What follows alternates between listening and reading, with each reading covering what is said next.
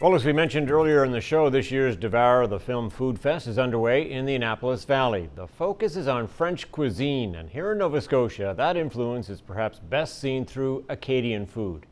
Amy met up with chefs Shane Robicheau and Paul Thimot for a look at what they're cooking up. All right, we're here at King's Tech campus at NSCC with Chef Shane and Chef Paul. And I was just wondering, first of all, how did you guys feel when you found out Acadian cuisine was going to be featured so prominently at Devour?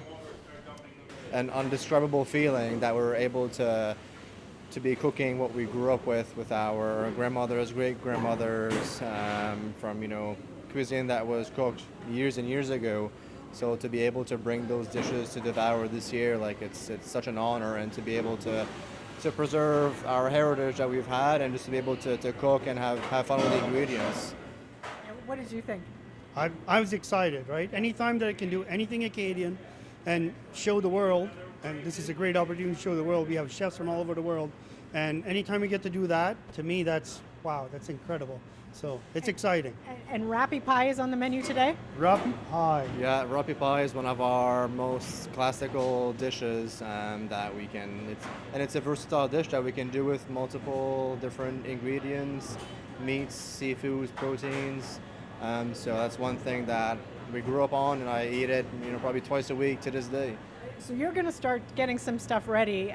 Chef Paul, you're going to explain what this is right here. And I understand this is your grandmother's?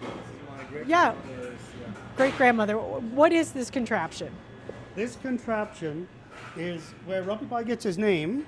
Robicheau in French is to grate the potatoes, the râper les patates. And so this, if you see, because we repurposed everything, this was an oil can. We took a nail, made holes through it, built a nice wooden frame. This was Shane's grandmother's. And then you take the potatoes after they're peeled and you grate them. You get a fine pulp. And this looks like it was nail holes in here. Oh yes, that was made by hand with a nail. The one I had that I grew up was made with the tobacco can. So we were really good at resourceful and finding whatever you could. Nothing got wasted. We repurposed everything. The original recyclers. And what happened once you got it in here, the potatoes started grating? After the potato pulp comes out, we would then take it and put it in one of these bags. Now, this bag is actually, a lot of times they were recycled scallop bags. Okay. Because there's a lot of scallops in the area, and they would come in these beautiful cotton bags, and then after they're done, you can't throw them out. So you take the potato pulp, you throw it in there, you then fold up the bag, it would get put into the press, put the lid on it, and then you press it, sort of like when you're making apple cider. Okay. And then the juice would come out. The thought is that the juice was really what they were after at the beginning, because it was the starch that they'd use for dry or ironing and things like that. Right. And then the potato was kind of a byproduct. And what are you going to do with it? Well, we'd rehydrate it with whatever stock, whatever meat, whatever we had. So clams, rabbit was another traditional one, because there was a lot of hunters, and the Acadians, we used to hunt and gather and whatever we could find. So pheasant, rabbit, clams. And I see Chef Shane is rehydrating there. Yeah, for sure. So what we're doing here, we're just adding the chicken broth to the mixture to rehydrate it.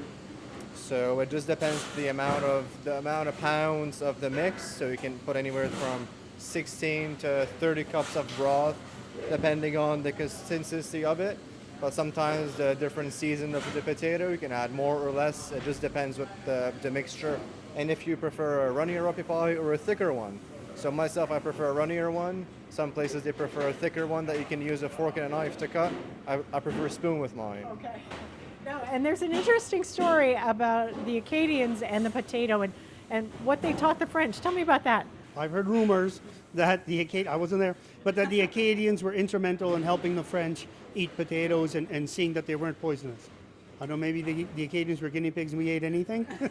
Well, and the potato was just one of the ingredients that Acadians used. They used everything they could put their hands on, right? Yes, they could.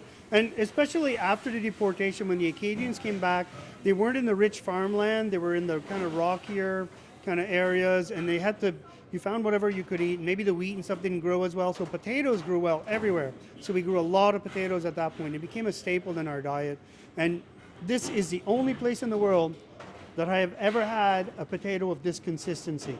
Well, that looks beautiful. So, layer potato bottom, layer the meat, then the more potato on top. Some people, and again, everybody does it different.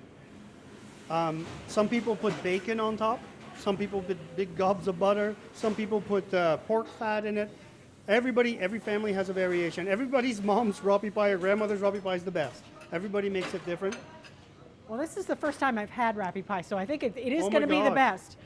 For sure, Shane, I'm going to let Shane cut it. And everybody fights for a corner. So what we did today, we got a round pan, Smart. right? It's like the Knights of Camelot. Round table, everybody gets a corner. You can see it's a bit runny in the middle, which is what, Just how Shane likes it. and you see that crust is coming up on the bottom as well. You want it nice and crusted. That's the best part. Beautiful. All right. Bon appetit. Bon appetit. Now, traditionally, you can either put butter or you can put molasses.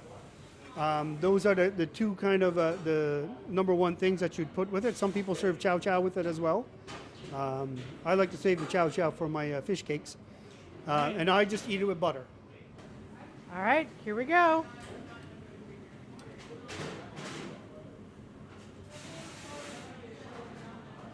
That's good. Just like Grandma used to make.